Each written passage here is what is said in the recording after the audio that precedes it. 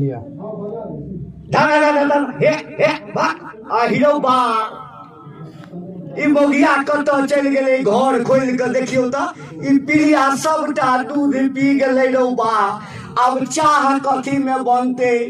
जखन घर में अबै छी तखन देखै छी मोगिया घर सब पारे रहै छै हे कतऽ गेलौ ये चुनुआ के मम्मी हे चुनुआ के मम्मी आ हिरौ बा की कहै छी हे एलौं हैं एना किया बाजै छी यौ की भेलै जे एना बाजै छी तमसा क एक सब की भेल हैं ये अहाँ के घर द्वार में मोन नहीं लगैया हैं देखियो तो घर खोल के चल गेल छलिए आ ओ पिलिया जे छै सबटा दूध पी गेलै घरे द्वार में सब दिन त रहलिए तना पंचायत के हाल भ गेलै पंचायत के हाल भ गेलै एकटा ई कहू हम जखन अबै छी आ घर में नहीं रहै छै आखिर अहाँ जाई कतऽ छियै जाई कतऽ छियै पंचायत में चुनाव भरै छै अहाँके बुझल नहीं है अरे से तो हमरा बुझल छै कि पंचायत में चुनाव भ रहल छै मुदा अहाँ तो नहीं न कैंडिडेट छियै ये त अहाँ कथी के प्रचार करै छियै प्रचार नहीं करे छियै अपना जनी जात में जाय छियै हम सब गप सब विचार विमर्श करले सब गोटे के समझावे बुझावे ले कि एबे के नीक छथिन के बेजाय छथिन किनका वोट दे के छै आ किनका पंचायत समिति चुनबै जे अपना पंचायत के चौमुखी विकास करबेथिन अहाँ के तो कुछो बुझाइबे नहीं करिए आरो तोरी में आई तो लगे छै कि एकर जे छै भरम किछ बेसिए बढ़ गेल छै ये चुनाव प्रचार जे नेता ठार भेल छै जे कैंडिडेट भेल छै ठार से न घरे घरे जेते लाउड स्पीकर में प्रचार हेते रेडी में प्रचार हेते त अहाँ कथी करे ला जाइ छियै किया कहलौ त अपना जानी जात में जाय छियै प्रचार के विचार विमर्श करे ला ले ले और कथि ले आइए त कने हमरो कहू त कि अहाँ जे ककरो घर में जाय छियै त कोना बुझबै छियै आ कि हमरा फाँकी मारै छी कहे छै से हमरा पे की बुझाय अहाँ के हमरा पूछै ला नहीं आबै छै हां त से कहू ना केना बुझै छै तखन न बुझब कि अहाँ चुनाव प्रचार करै ला जाय छियै आ कि कतौ और जाय छी देखू मुंह समार के बात बाजल करू नहीं हमरा कह के मतलब ओ नहीं छल हे एहि टोल पर सासुर भेल आ ओहि टोल पर नैहर भेल त सएह कहलहुँ कहीं नैहर त नहीं सब दिन चलि जाइ छी किया बियाह कइले नैहर कर जाइले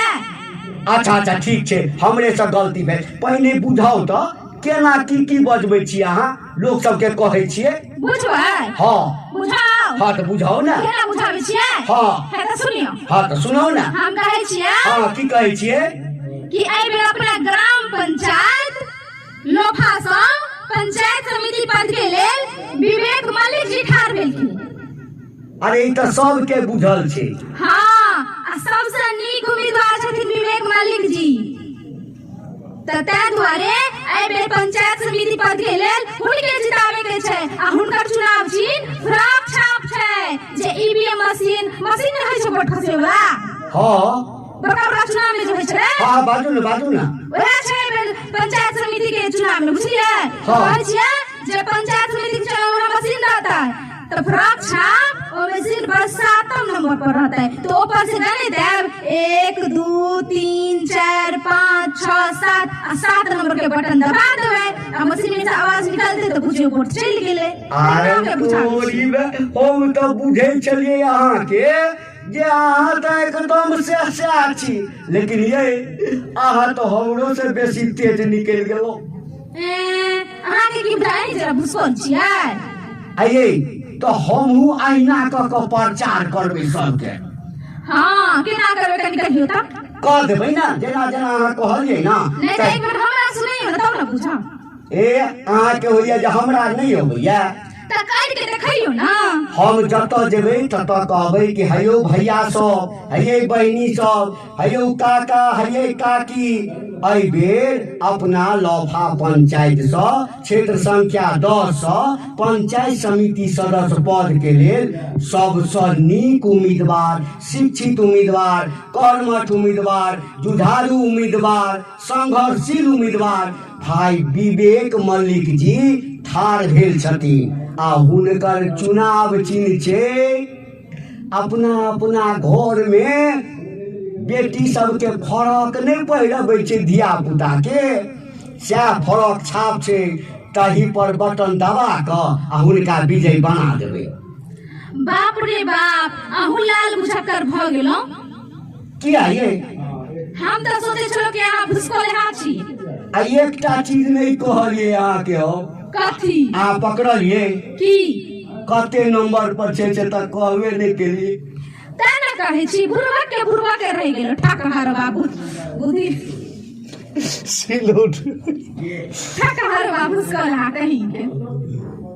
हाँ तऽ अही कहियो ना कते नंबर पर छै। हम किया न कहबै 7 नंबर पर छै। ठीके हम बिसरि गेल छलिए। हाँ 7 नंबर पर ओ हमरा बुझल छलै ना, हम तो ओहिना अहाँके कहै छलहुँ हँ। तऽ 7 नंबर पर बटन दबा कऽ आ एहि बेर लौफा पंचायत सँ विवेक मल्लिक जी के भारी से भारी मत सँ विजय बना देबै, विकास करा लेबै और किछ नहीं, बड़ सुंदर आ भेले। हाँ लेकिन हे आब जे प्रचार करे ला जाब न तऽ दूध वाला घर में कुंडी मारि कऽ जाब, ताला मारि कऽ जाब। की भेलै यौ? आ सबटा कुकुर दूध पी गेलै पिलिया ये। गई में बड़